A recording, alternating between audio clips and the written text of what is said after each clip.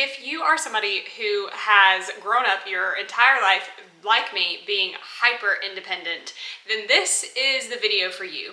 I'm about to walk you through step by step what I did to go from being someone who was unhealthily hyper independent to being somebody who feels like they are in deep community with people surrounding them and the ability to ask other people for help. Hi, my name is Carissa. Welcome to my channel. I am here to help you learn how to recover from your trauma, change your family tree, and build a life that you love. And so if that is interesting to you, then let's get into the video. So I guess my story of hyper independence starts from when I was a child. So I was adultified at a very, very young age. I lived with my grandparents growing up, and so my grandmother had a lot going on. She was trying to take care of her brother who had been in the army and he was disabled, and she was also taking care of her aging mother at the time, as well as raising me and my biological sister. And so she started relying on me really, really early on to help her get her tasks done throughout the day. I mean, I can remember from like the age of 8 years old being all over with her, like running errands all day with her. She would ask me to help her pay bills and help her keep things straight and keep things organized. And she would give me, outside of like just the normal childhood chore type thing, she would give me a lot of adult responsibilities. And so I learned very early on that my value was in what I could provide and the help that I could provide to other people, and that it was best for me if I just didn't have any needs at all. If I had emotional needs or like real like wants or like physical requests, it was a problem because, you know, she was under so much stress. And that's not to say that she did anything wrong in that circumstance or that, you know, she was doing it to be malicious. She just had so much going on that to have one more thing to think about was just too much for her. Not to say that that's correct, but that was just kind of the circumstance. So I learned from a very young age, like just to not need anything and to take care of myself, and then to just not ask for help. And that only was magnified as I got older, and then when I lost both of my grandparents and did really kind of become on my own, because I lost both of my grandparents when I was 14 and then moved into a foster home, I learned even more that the only person that I could rely on was me, and that if I needed something, the only person I could count on to get that done was me. And here's the thing about that. That was wonderful for the time period that I needed it.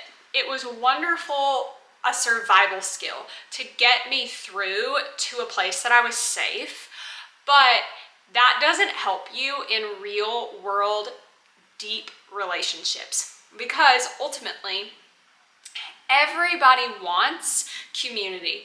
Everybody wants to feel like they have people that they can count on, whether you consciously realize that or not. That's really what everybody wants, is to just feel like they have people they can count on. And truthfully, people who are in a relationship with you get a deeper connection with you when they're able to help you. And so that bond of being able to provide things for each other and to be able to help each other is what deepens relationships. So when you push that away in a relationship or in a friendship, it can create sort of a level of like a shallow friendship, and then you're not getting your needs fulfilled. So when I realized, when I was in my early 20s and had just moved to Nashville, that it was time for me to start my healing journey, to become a healthy, whole human, so that way I could actually get what I was looking for, which was deep relationships.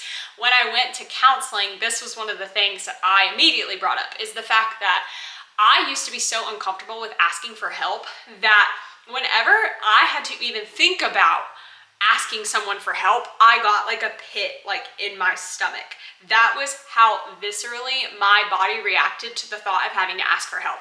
And that came from times when I was growing up and I did reach out and call the people who were supposed to be there for me. Like I reached out, you know, to my foster dad at certain times. I have like a very vivid memory of when I was 16 and my car had broken down, calling my foster dad as you would like your dad, to ask like, I'm broken down on the side of the road, like, you know, I need help, can you come get me?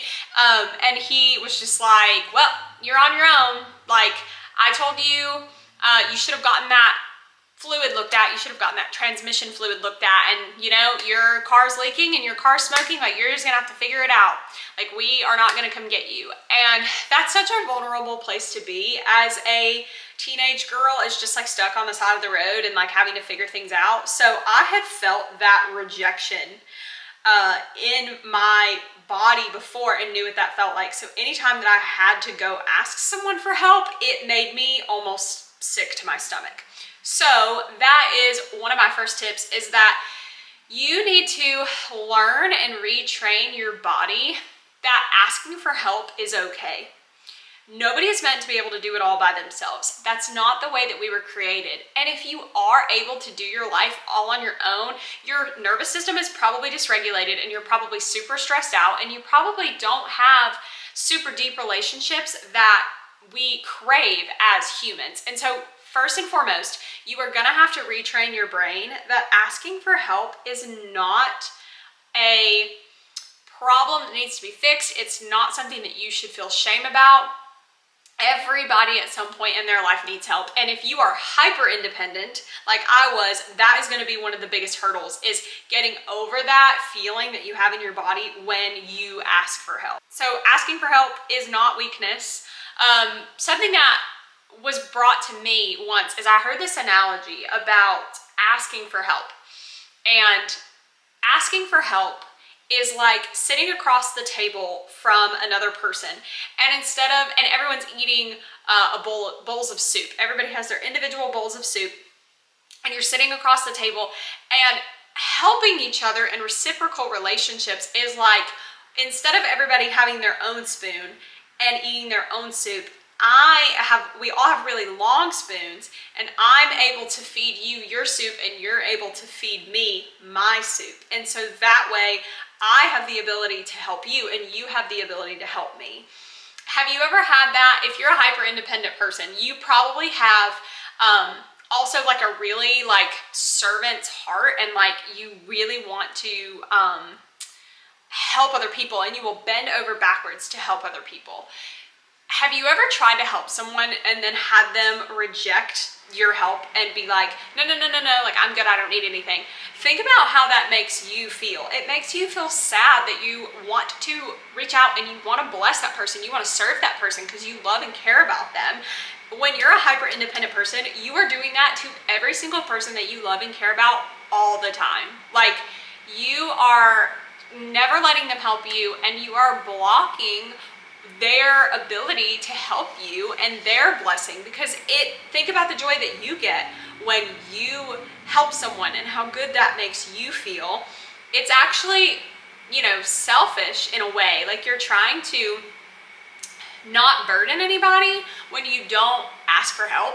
You're just trying to not burden anyone because you think like, oh, I don't want to be selfish. Like, I don't want this to be about me. I don't want to burden anyone. But in reality, you're robbing them of the opportunity to feel the joy that you feel when you help someone when you don't ask for help. So that's the first tip I would say, is realize that asking for help is not anything that you need to be ashamed of.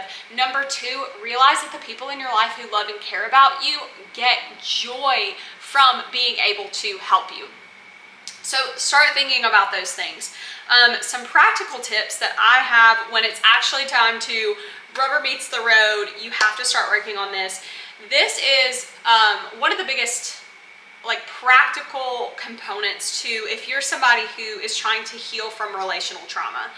You can't just theorize these, you can't just like theorize in your mind what it's like to understand healthy relationships. Your body is not going to learn to be comfortable until you get out there and have what's called a corrective experience.